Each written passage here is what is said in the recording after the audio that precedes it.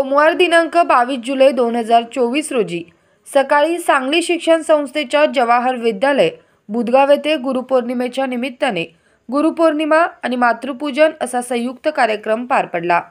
कार्यक्रमाच्या सुरुवातीस महर्षी व्यास ऋषींच्या प्रतिमेचे पूजन प्रमुख अतिथींच्या हस्ते करण्यात आले। कार्यक्रमाचे प्रास्ताविक श्री गोविंद सूर्यवंशी सरांनी केले। त्यानंतर कार्यक्रमाच्या प्रमुख अतिथी माननीय सौ क.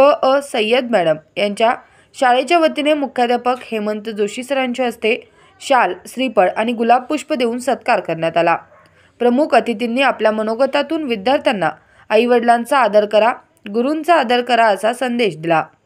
मनोगतानंतर सर्व विद्यार्थ्यांनी मातृपूजन केले। या कार्यक्रमासाठी बहुसंख्य माता पालक उपस्थित होते।